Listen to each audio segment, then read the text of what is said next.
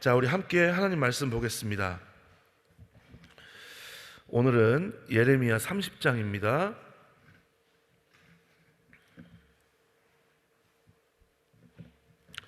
제가 갖고 있는 성경은 구약 성경 1098면에 있습니다.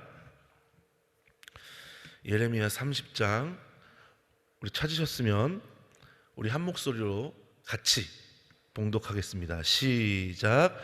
여호와께로서 말씀이 예레미야에게 임하여 이르시니라. 이스라엘의 하나님 여호와께서 이같이 일러 가라사대 내가 내게 이른 모든 말을 책에 기록하라. 나 여호와가 말하노라. 내가 내 백성 이스라엘과 유다의 포로를 돌이킬 때가 이르리니 내가 그들을 그 열조에게 준 땅으로 돌아오게 할 것이라. 그들이 그것을 차지하리라. 여호와의 말이니라. 여호와께서 이스라엘과 유다에 대하여 하신 말씀이 이러하니라. 여호와께서 이같이 말씀하시되 우리가 떨리는 소리를 들으니 두려움이요 평안함이 아니로다. 너희는 자식을 해산하는 남자가 있는가 물어보라. 남자마다 해산하는 여인같이 손으로 각 허리를 짚고 그 얼굴빛이 창백하여 보임은 어찌미뇨. 슬프다 그날이여 비할 데 없이 크니 이는 야곱의 환난의 때가 되미로다마는 그가 이에서 구하여 냄을 얻으리로다. 만군의 여호와가 말하노라. 그날엔 내가 내 목에서 그 멍에를 꺾어버리며 내 줄을 끊으리니 이방인이 다시는 너를 부리지 못할 것이며 너희는 너희 하나님 나 여호와를 섬기며 내가 너희를 위하여 일으킬 너희 왕 다윗을 섬기리라. 그러므로 나 여호와가 말하노라. 내 종 야곱아 두려워 말라. 이스라엘아 놀라지 말라. 내가 너를 원방에서 구원하고 내 자손을 포로된 땅에서 구원하리니 야곱이 돌아와서 태평과 안락을 얻을 것이라. 너를 두렵게 할 자 없으리라. 나 여호와가 말하노라. 내가 너와 함께하여 너를 구원할 것이라. 내가 너를 흩었던 그 열방은 진멸한다 할지라도 너는 진멸하지 아니하리라. 그러나 내가 공도로 너를 결코 무죄한 자로 여기지 아니하리라. 나 여호와가 말하노라. 내 상처는 고칠 수 없고 내 창상은 중하도다. 내 송사를 변호할 자 없고 내 상처를 싸맬 약이 없도다. 내가 너를 사랑하던 자가 다 너를 잊고 찾지 아니하니 이는 내 허물이 크고 내 죄가 수다함을 인하여 내가 대적의 상하게 하는 그것으로 너를 상하게 하여 잔악한 자의 징계하는 그것으로 너를 징계함이오늘 어찌하여 내 상처를 인하여 부르짖느뇨. 내 고통이 낫지 못하리라. 내 죄악의 큼과 죄의 수가 다함을 인하여 내가 내게 이 일을 행하였느니라. 그러나 무릇 너를 막는 자는 먹히며 무릇 너를 치는 자는 다 포로가 되며 너를 탈취하는 자는 탈취를 당하며 무릇 너를 약탈하는 자는 내가 그로 약탈을 당하게 하리라. 나 여호와가 말하노라. 그들이 쫓겨난 자라며 찾는 자가 없는 시온이라 한즉 내가 너를 치료하여 내 상처를 낫게 하리라. 나 여호와가 말하노라. 보라 내가 포로된 야곱의 장막들을 돌이키고 그 거하는 곳들을 긍휼히 여길 것이라. 그 성읍은 자기 산에 증건될 것이요 그 궁궐은 본래대로 거하는 곳이 될 것이며 감시하는 소리와 즐거워하는 자의 목소리가 그 중에서 나오리라. 내가 그들을 번성케 하리니 쇠잔치 아니하겠고 내가 그들을 영화롭게 하리니 비천하지 아니하겠으며 그 자손은 여전하겠고 그 회중은 내 앞에 굳게 설 것이며 무릇 그를 압박하는 자는 내가 다 멸하리라. 그 왕은 그 본족에서 날 것이요 그 통치자는 그들 중에서 나올 것이며 내가 그들을 가까이 오게 함으로 그가 내게 접근하리라. 그렇지 않고 담대히 내게 접근할 자가 누구뇨. 여호와의 말이니라. 너희는 내 백성이 되겠고 나는 너희 하나님이 되리라. 보라 여호와의 노가 발하여 폭풍과 처럼 악인의 머리를 칠 것이라. 나 여호와의 진노는 내 마음에 뜻한 바를 행하여 이루기까지는 쉬지 아니하나니 너희가 그 말일에 그것을 깨달으리라. 아멘. 효와 행복 보시겠습니다. 오늘의 제목은 완벽한 치유고요. 핵심 구절은 예레미야 30장 17절입니다. 다 같이 한번 읽어볼까요? 시작. 나 여호와가 말하노라. 그들이 쫓겨난 자라 하여 찾는 자가 없는 시온이라 한즉 내가 너를 치료하여 내 상처를 낫게 하리라. 아멘. 의사와 약의 치유는 한계가 있다. 그러나 하나님의 치유는 한계가 없다. 하나님은 모든 육체의 상처뿐만 아니라 마음, 정신, 영혼의 상처까지 완벽하게 치유하신다. 남유다는 완악함과 불순종으로 인해 수많은 환난과 고통을 겪어야만 했고 아무도 치료하고 회복할 수 없는 죄악의 상처를 안고 두려움 가운데에서 슬픈 시간을 지내야 했다. 하나님의 말씀을 저버린 죄악으로 인해 하나님의 징계를 받은 남유다의 상처는 심각했다. 그 상처가 너무도 심해 치유가 불가능한 것처럼 보일 정도이다. 그러나 이렇게 철저히 상해 아무런 소망이 없는 남유다에게 희망의 소리가 들려온다. 내가 너를 치료하여 내 상처를 낫게 하리라. 아무도 고칠 수 없는 상처를 하나님께서 치유하시겠다는 말씀이다. 하나님께서 싸매시고 회복시키시면 그 어떤 상처도 아물지 않는 것이 없다. 하나님의 치유의 손길이 닿으면 파괴되었던 모든 것이 본래대로 온전히 회복된다. 빼앗겼던 삶의 터전을 다시 찾게 되고 잃었던 기쁨이 마음속에서 샘솟게 되며 하나님을 경외하는 축복의 자리에 다시 서게 된다. 무엇보다도 하나님과의 사랑의 관계가 회복되는 놀라운 은총을 맛보게 된다. 죄악으로 인한 상처로 마음이, 가정이, 인간관계가 깨져 곤고함 가운데 있지 않은가. 도저히 치유받을 수 없을 것 같은 상처로 인해 고통과 번민 가운데 있지 않은가. 세상의 어떤 방법으로도 싸맬 수 없고 누구도 고쳐줄 수 없는 상태일지라도 절망하지 말자. 치유의 하나님이 현재 우리와 함께 계신다. 믿음으로 하나님께 상처와 아픔, 환난과 고통의 상태를 있는 그대로 내어놓자. 온전한 치유의 기쁨이 임하게 된다. 자, 오늘은 예레미야 30장 말씀을 가지고 그렇다면 오늘날 우리에게 어떻게 적용해야 할 것인가, 이 시간 함께 같이 나눠보도록 하겠습니다. 자, 하나님께서는 오늘 우리가 읽은 말씀을 보면 완벽한 치유를 하신다라고 그렇게 나와 있죠. 말씀 그대로 정말 회복될 수 없을 것 같았던 그런 남유다에 하나님의 은혜가 임하는 것을 볼 수 있습니다. 하나님께서 그렇게 하시기로 작정을 하신 것이죠. 자, 그렇다면 오늘날을 살아가는 우리는 어떨까요? 오늘날을 살아가는 우리는 어떻게 하나님의 은혜를 대해야 하고 또 하나님의 자녀답게 예수 그리스도의 제자답게 어떤 태도를 가지고 살아야 할까요? 먼저 오늘날을 살아가는 우리는 은혜의 시대를 살아간다라고 그렇게 말을 하죠. 자, 우리는 말 그대로 주님의 은혜의 시대를 살아가는 줄 믿습니다. 왜냐하면 예수 그리스도의 십자가 대속을 통해서 이제는 대제사장만이 아닌 그 누구도 하나님 앞에 1대1 관계로 나아갈 수 있을 뿐만이 아니라 이제는 예수 그리스도께서 십자가 대속을 통해서 우리의 죄악을 이제 죄를 용서해 주시고 죽으신 것으로 끝나는 것이 아니라 부활하시고 승천하셔서 이제 다시 오시기까지 하나님 우편에 앉아 계시다가 이제 그 시기까지 우리에게 누구를 보내주셨어요? 성령님을 보내주신 줄 믿습니다. 그래서 하나님께서 우리에게 말씀하시고 예수 그리스도께서 우리에게 가르쳐 주신 것을 어떻게 하세요?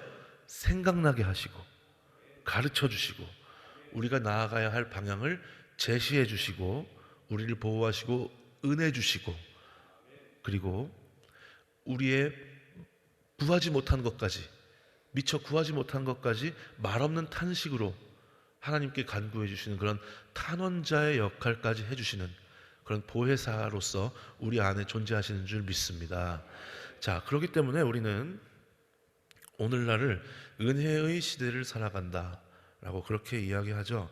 자, 그런데요 우리가 곰곰이 깊이 있게 생각해 봐야 할 게 있어요. 자, 그렇다면 하나님의 은혜는 무엇인가? 하나님의 은혜는 어떤 속성을 가지고 있는가? 라는 것을 우리가 곰곰이 생각해 보아야겠죠. 왜냐하면 우리는 하나님의 은혜를 누리면서 살아가고 있으니까요. 그렇죠? 자, 그렇다면 하나님의 은혜는 어떤 속성을 가지고 있을까요? 지금 우리가 새벽 시간이기 때문에 모든 것을 다 나눌 수 없어도 대표적인 속성 하나를 나누면 그게 뭐냐 하면, 하나님의 은혜는 그 안에 반드시 공의를 포함한다는 것입니다. 하나님의 은혜는 뭘 포함한다고요? 공의를 포함한다는 것이에요. 한번 잘 생각해 보세요, 여러분. 우리가 은혜의 하나님, 사랑의 하나님이라고 하지만 그 은혜와 사랑 안에 하나님의 은혜가 결여되어 있을까요? 아니면 같이 포함되어 있을까요? 포함되어 있죠. 여러분 왠지 아세요? 하나님의 은혜 안에 그 공의가 포함되어 있지 않다면 하나님의 은혜와 사랑은 인간의 사랑과 별 다를 바가 없기 때문에 그래요. 그냥 하고 싶은 대로 하는 그런 사랑이거든요. 내가 원하는 사람에게만 베풀 수 있는 그런 사랑이거든요. 자, 하지만 우리 하나님의 은혜와 사랑은 인간의 그것과 다르게 완전하신 줄 믿습니다. 그런 완전함이 이루어질 수 있는 대표적인 근거가 뭐냐 하면, 하나님의 은혜 안에 무엇이 포함되어 있기 때문에 그래요? 공의가 포함되어져 있기 때문에 그래요. 자, 즉 우리가 하나님의 은혜, 사랑이라고 하는 것을 대표적으로 표현하는 단어, 특히 구약에서 표현하는 단어가 뭐냐 하면 헤세드라는 단어입니다. 헤세드라는 단어에는 하나님이 그의 백성들과의 관계성을 표현하는 데 있어서 조건적이며 무조건적인 측면을 동시에 내포하고 있는 그런 특성을 가지고 있어요. 즉 하나님이 우리에게 베풀어 주시는 은혜 안에는 무조건적인 측면의 은혜가 있습니다. 누구나 누릴 수 있는, 그리고 누구나 예수님을 믿으면 이제까지 어떠한 삶을 살았던 하나님께서 제시하신 그 구원의 방법에 마음으로 동의하고 예수 그리스도를 구주로 영접하면, 자, 그 사람은 하나님의 자녀가 될 수 있을까요? 없을까요? 있죠. 어제 우리 특성충 그 집회 목사님의 그 간증을 통해서도 우리 잘 알 수 있잖아요. 그렇죠?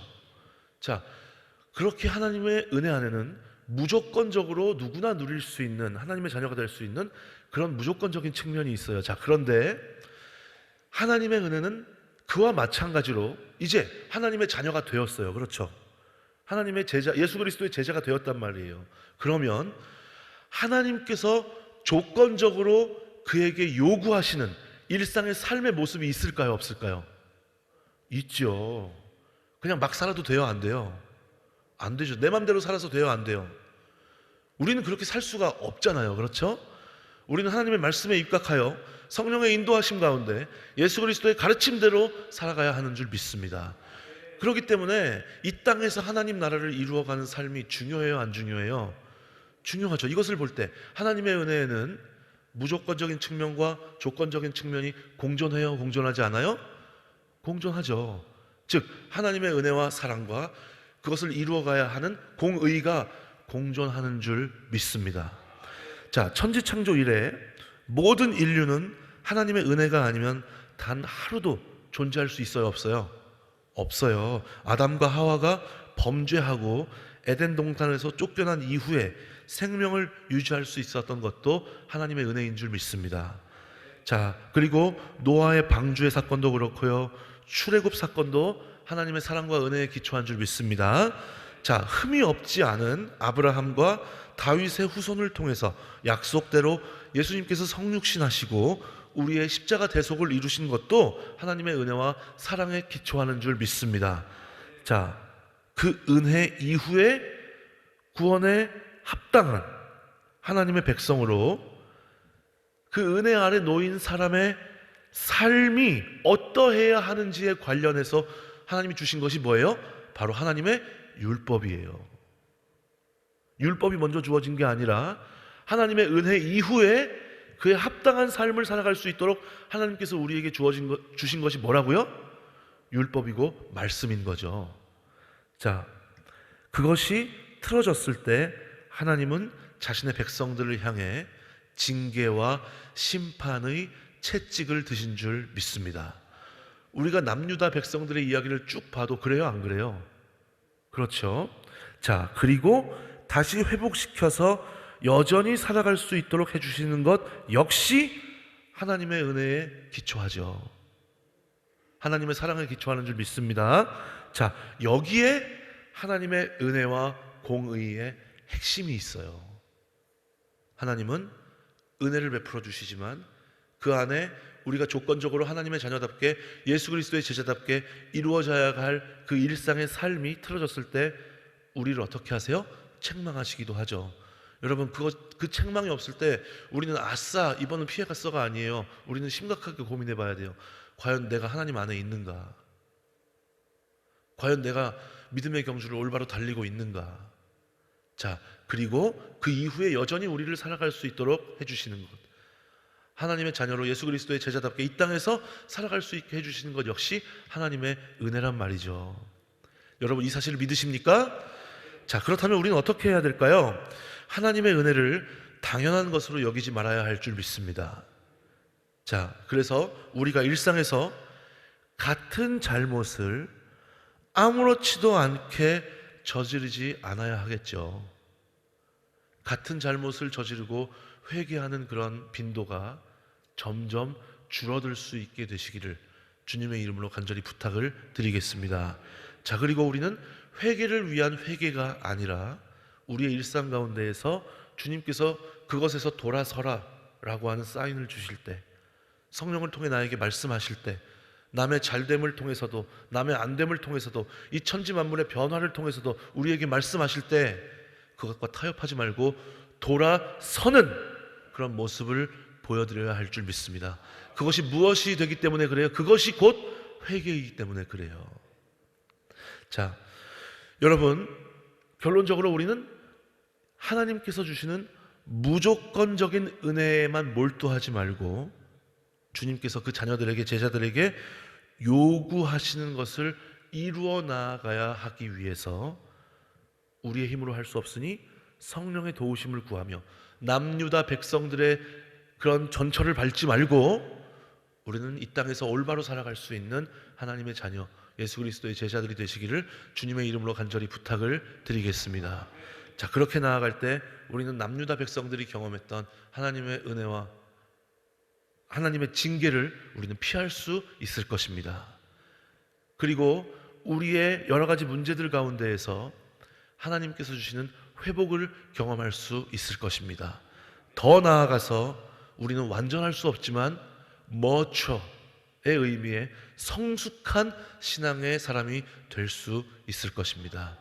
여러분, 우리 가운데 그러한 은혜가 남의 이야기가 아닌 우리의 체험적인 은혜로 소유될 수 있었으면 좋겠습니다. 그리고 그것을 통해서 우리는 우리의 전도 대상자들 및 우리의 가정과 우리의 주변 사람들에게 선한 영향력을 흘려보낼 수 있었으면 좋겠습니다. 자, 그리고 우리가 언젠가 주님 앞에 서는 그날 잘했다 칭찬받는 주님의 사랑과 공의를 함께 품고 살아가기 위해서 힘든 세상살이 가운데 애썼다라고 주님께서 인정해 주시는 참 믿음의 사람이 되어서 약속된 천국에서 영생 복락을 누릴 수 있는 그런 복된 인생이 되시기를 주님의 이름으로 축원합니다. 주기도문으로 마치겠습니다. 하늘에 계신 우리 아버지여, 이름이 거룩히 여김을 받으시오며 나라의 임하옵시며 뜻이 하늘에서 이룬 것 같이 땅에서도 이루어지이다. 오늘날 우리에게 일용할 양식을 주시고 우리가 우리에게 죄 지은 사람을 사하여 준 것 같이 우리 죄를 사하여 주옵시고 우리를 시험에 들게 하지 마옵시고 다만 악에서 구하옵소서. 대개 나라와 권세와 영광이 아버지께 영원히 있사옵나이다. 아멘.